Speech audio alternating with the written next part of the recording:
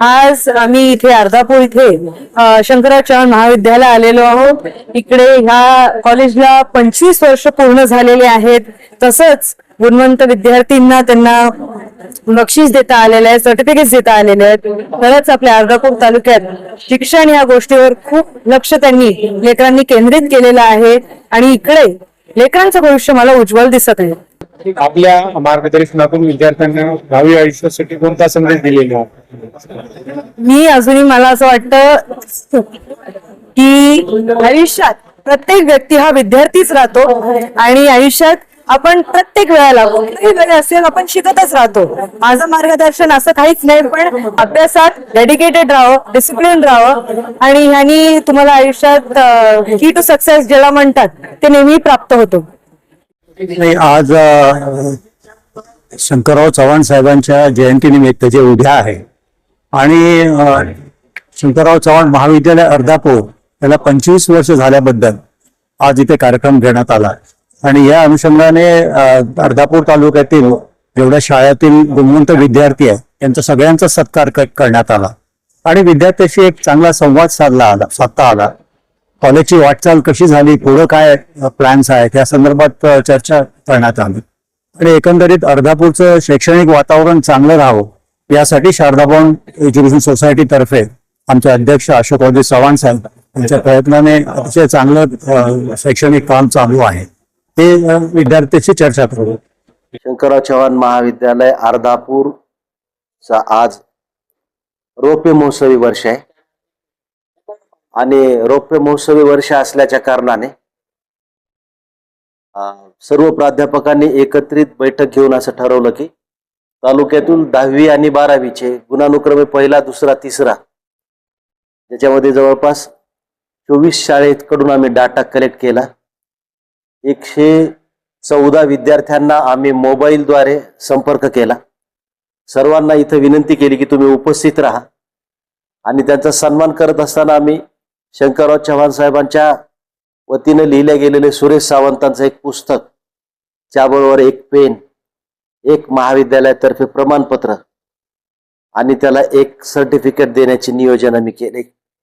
हे करत असताना महाविद्यालयाच्या सर्व प्राध्यापकांनी जो एक संघ पद्धतीनं हा निर्णय घेतला, त्याच पद्धतीने जी मंडळी या कॉलेजच्या सुरुवातीपासून या ठिकाणी कार्यरत आहे त्यांनी असं सुचवलं की सर सर्वांनी एकत्रित येऊन आपण रौप्य महोत्सवी वर्षानिमित्त एक स्मरणिका प्रकाशित करता येईल. तो सुद्धा आम्ही निर्णय पुढे नेला. संस्थेची याच्यासाठी परवानगी घेतली आणि एक सुंदर सुरेख ग्रंथ 25 वर्ष पूर्ण झाल्याच्या प्रित्यर्थ आम्ही मान्यवरांच्या हस्ते आता मंचावरती प्रकाशित केला. याच्यासाठी अशोकराव चव्हाण साहेब असतील, संस्थेचे सचिव माननीय DP सावंत साहेब असतील, या विभागाच्या मतदारसंघाच्या आमदार श्रीजाताई चव्हाण असतील, यांनी आम्हाला समर्थपणे पाठिंबा दिला आणि नरेंद्र चव्हाण साहेब हे वेळोवेळी त्यांनी केलेल्या मार्गदर्शनाप्रमाणे आम्ही हे कार्यक्रम आयोजित केला, रेखाटन केलं आणि आज जयंतीनिमित्त हा कार्यक्रम केला. याचा उद्देश असा होता की तालुक्यातल्या पंचक्रोशीतल्या विद्यार्थ्यांना या ठिकाणी उच्च शिक्षणाची सुविधा उपलब्ध आहे. 10वी आणि 12वीचे विद्यार्थी जे गुणानुक्रमे पहिला, दुसरा, तिसरा आलेत ते कॉलेजमध्ये येतील, इमारत बघतील, सुविधा बघतील, लायब्ररी बघतील, प्लेग्राऊंड बघतील, लॅबोरेटरीज बघतील आणि त्या आपल्याला भविष्यात तिथं शिकायला जाता येईल. ज्यामुळं आगामी काळामध्ये तालुक्यातले विद्यार्थी जिल्ह्याला जाण्याच्या ऐवजी त्याच सुविधा आपल्याकडे तालुक्याला आहेत, अर्धापूरमध्ये आहेत, हे विद्यार्थ्यांच्या पर्यंत आणि पालकांच्या पर्यंत पोहोचावं हा उद्देश होता. आज वृक्षारोपण केलं. आम्ही एकूण 11 केशर आंब्याचं वृक्षारोपण केलं. यासाठी आम्ही इथलेच चोरंब्याला असलेल्या नर्सरीहून ग्राफ्टेड केशर आंब्याचे प्लांट्स आणले आणि त्याचं वृक्षारोपण केलेलं आहे.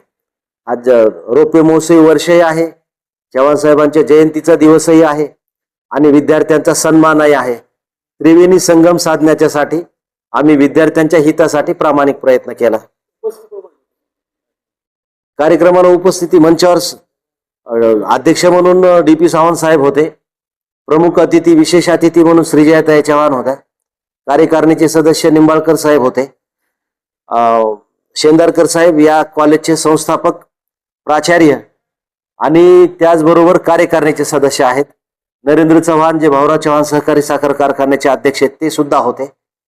किशोरजी देशमुख होते. मंचावर या नगरपालिकेच्या प्रथम नागरिक वैशालीताई देशमुखही होत्या.